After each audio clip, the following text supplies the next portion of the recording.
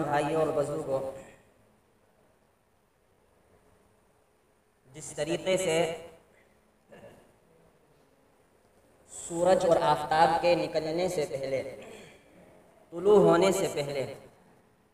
آسمان پر کچھ روشنی نمودار ہوتی ہے، ظاہر ہوتی ہے، جو اس بات کی خبر دے رہی ہوتی ہے کہ اب کچھ ہی لمحوں کے اندر آفتاب اور سورج نکلنے ہی والا ہے، سورج طلوع ہونے والا ہے۔ اسی طریقے سے جب آفتاب نبوت کے طلوع ہونے کا زمانہ قریب آیا، نبوت جناب نبی اکرم صلی اللہ علیہ وسلم کی ولادت، پیدائش کا وقت بالکل قریب ہی تھا، آپ علیہ السلام پیدا ہی ہونے والے تھے، تو اس موقع پر بھی اللہ رب العزت والجلال کی جانب سے کچھ ایسے واقعات ظاہر ہوئے، کچھ ایسے واقعات پیش کیے گئے جو واقعات غیبی طور پر اشارہ دے رہے تھے کہ یہ زمانہ، یہ وہ وقت چل رہا ہے کہ جب نبی آخر الزمان صلی اللہ علیہ وسلم تشریف لانے والے ہیں۔ ان واقعات میں سے دو واقعے آپ حضرات کے سامنے بیان ہو چکے ہیں۔ پہلا واقعہ وہ بیان ہوا کہ دادا عبد المطلب آپ علیہ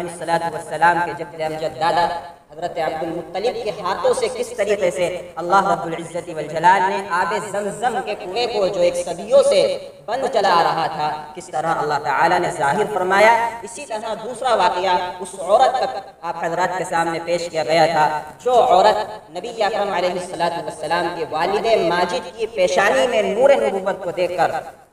اس نے حضرت عبداللہ سے، آپ کے والد ماجد سے پیشکش کی تھی شادی کی، نکاح۔ تیسرا واقعہ وہ واقعہ ہے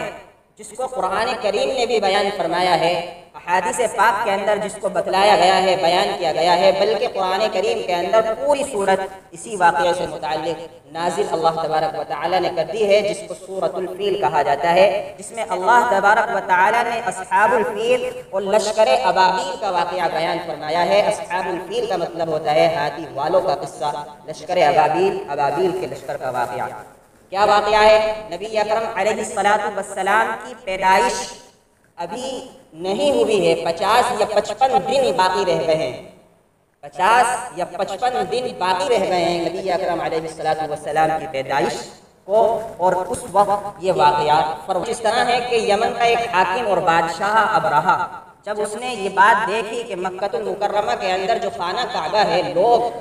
وہاں بڑی تعداد کے اندر شرکت کرتے ہیں، وہاں جمع ہوتے ہیں، جا کر طواف کرتے ہیں، خانہ کعبہ کا طواف کرتے ہیں، وہاں حج کرتے ہیں، تو اس نے چاہا، وہ عیسائی تھا، کہ کس طریقے سے یہ مجمع یمن کے اندر آ جائے اور یمن کی شان و شوکت ظاہر ہونے لگے، یہاں کی تجارت بڑھنے لگے، تو اس نے اس مقصد سے ایک کلیسا اور ایک مکان، ایک شاندار عمارت اس نے تعمیر کرائی، ایک گرجا جس کو کہا جا سکتا ہے، اس نے وہ تعمیر کرایا۔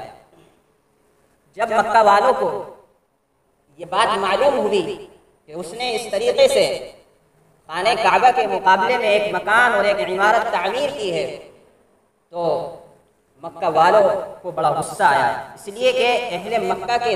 دلوں میں حضرت ابراہیم علیہ السلام کے بعد سے ہی قبلے کی، خانہ کعبہ کی عظمت و احترام چلی آ رہی تھی۔ چنانچہ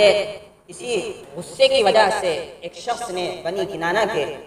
وہاں جا کر قضائے حاجت کر دی، اس کلیسا میں، اس گرجا گھر میں، اس عمارت کے اندر جا کر وہاں قضائے حاجت کر دی اور اس کو ناپاک کر دیا، نجاست سے آلودہ کر دیا۔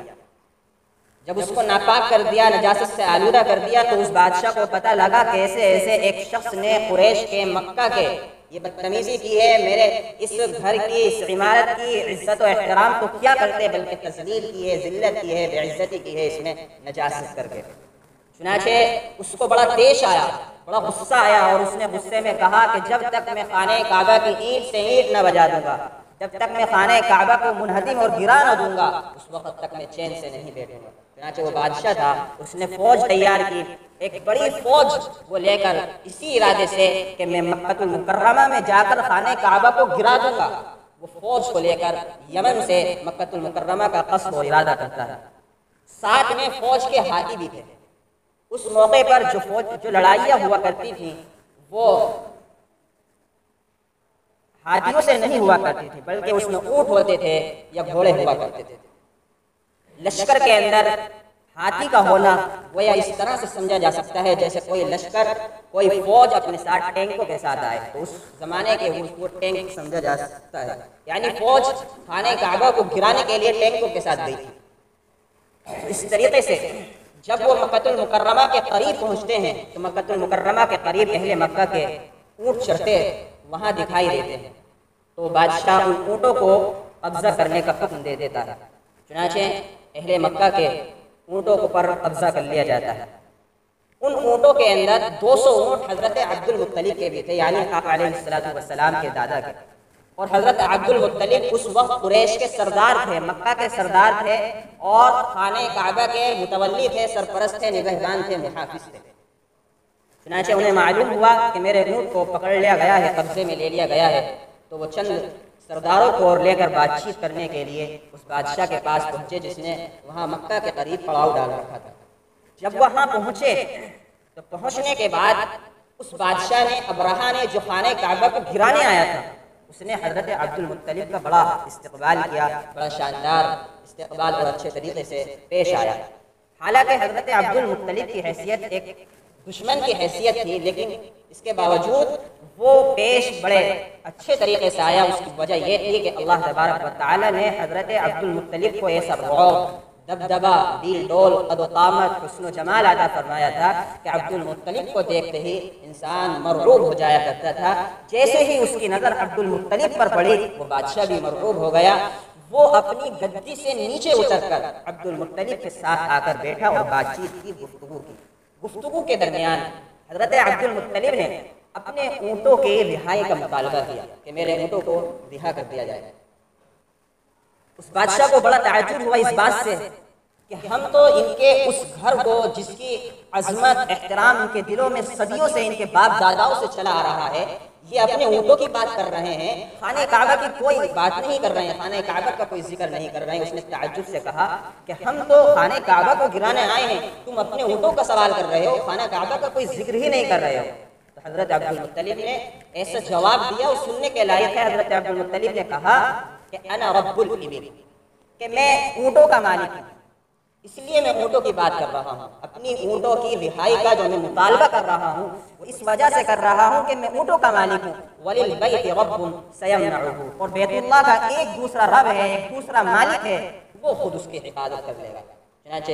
حضرت عبد المطلب کے اونٹوں کی رہائی ہو گئی اور حضرت عبد المطلب اونٹوں کو لے کر خانہ کعبہ پہنچے۔ خانہ کعبہ پہنچنے کے بعد حضرت عبد المطلب نے وہاں جا کر اشعاریہ انداز میں، اشعار کی نظر میں، انداز میں اللہ تبارک و تعالی سے دعا کی، بڑی گڑ گڑا کر دعا کی اور اپنی عاجزی کا، اپنی کمزوری کا اظہار فرمایا کہ ہم کمزور ہیں، ہم تیرے گھر کی مدد، تیرے گھر کی حفاظت نہیں کر سکتے، آپ بھی اپنے گھر کی حفاظت فرمائیے۔ چنانچہ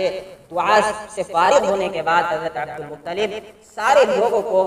کہہ دیتے ہیں کہ تم مکہ خالی کر دو اور پہاڑوں پر چلے جاؤ، گویا کہ پہاڑوں پر جا کر ہم اللہ کی حفاظت کا نظارہ دیکھیں گے کہ اللہ اپنے گھر کی کس طرح حفاظت کرتا ہے۔ اگلے دن جیسے ہی اس نے اپنے لشکر کو آگے بڑھنے کا حکم دیا تو فوج جو ٹینکوں کے ساتھ یعنی ہاتھی کے ساتھ آئی ہوئی تھی، ان میں جو سب سے بڑا ہاتھی تھا اس کا نام محمود تھا، وہ ہاتھی آگے چلنے کو تیار نہیں ہو رہا تھا۔ اس کو یمن کی طرف چلایا جاتا چلتا، شام کی طرف چلایا جاتا چلتا، لیکن خانہ کعبہ کی طرف چلنے کو تیار ہی نہیں ہو رہا تھا۔ اسی درمیان اللہ رب العزت والجلال نے جھنڈ کی شکل کے اندر بے شمار پرندوں کو سمندر کی طرف سے بھیجا اور وہ آسمانوں پر پرندے چھا گئے، اور ان پرندوں کی چونچوں میں اور پنجوں میں چھوٹی چھوٹی کنکریاں تھیں۔ ان پرندوں نے ان چھوٹی چھوٹی کنکریوں کو اس لشکر پر برسایا، اس لشکر پر ڈالا۔ جیسے ہی ان کنکریوں کو ڈالا، چھوٹی چھوٹی کنکریوں کو، تو انہوں نے جو کام کیا وہ آج کی بارود اور گولی بھی کام نہیں کر سکتی۔ وہ بدن کے اندر جاتی تھی اور پورا بدن چھیدتے ہوئے نیچے نکل جایا کرتی تھی، اور پورے لشکر کو ان کنکریوں کے ذریعے سے تباہ و برباد کر دیا گیا۔ بہت سے کچھ لوگ جو ہے بھاگ گئے اور اکثر لوگ وہیں جو ہے زخمی ہو کر موت آ گئی ان کی۔ اسی طرح جو بادشاہ تھا اس کے جسم کے اندر چینچک کے دانے نکل آئے، پیپ اور یہ ساری چیزیں اس کے بدن میں آ گئیں، اس سے سینہ پھٹا، اس کا دل نکلا، اس طریقے سے اس کی موت واقع ہوئی۔ اور اللہ تبارک و تعالیٰ نے اپنی قدرت کا اظہار فرما دیا کہ اللہ تعالیٰ کی طرف سے یہ غیبی اعلان تھا کہ تم جو یہاں آ کر خانہ کعبہ کی بے حرمتی کر رہے ہو، خانہ کعبہ کو گرانے آئے ہو، اس کے متولی وہ شخص ہے کہ جس کے قبیلے میں، جس کے خاندان میں نبی آخر الزماں صلی اللہ علیہ وسلم تشریف لانے والے ہیں۔ اللہ نے ان کی مدد فرما کر یہ واضح فرما دیا، یہ اشارہ دے دیا کہ نبی آخر الزماں صلی اللہ علیہ وسلم تشریف لانے والے ہیں۔ آپ کی ولادت کا وقت، آپ کی پیدائش کا وقت بالکل قریب ہے، اور اسی کنبے، قبیلے اور خاندان کے اندر آپ کی تشریف آوری ہونی ہے۔ قرآن کریم میں اللہ رب العزت والجلال نے اس پوری بات کو ایک سورت کے انداز کے اندر بیان فرمایا ہے۔ اللہ نے فرمایا الم تر کیف فعل ربک باصحاب الفیل، کیا تم نے نہیں دیکھا کہ اللہ نے ہاتھی والوں کے ساتھ کیا معاملہ فرمایا؟ الم یجعل کیدہم فی تضلیل، اللہ نے ان کی ساری چالوں کو بیکار کر دیا۔ وَأَرْسَلَ عَلَيْهِمْ طَيْرًا أَبَابِيلَ، اور ان کے اوپر غول کے غول پرندے اللہ تبارک و تعالی نے بھیجے۔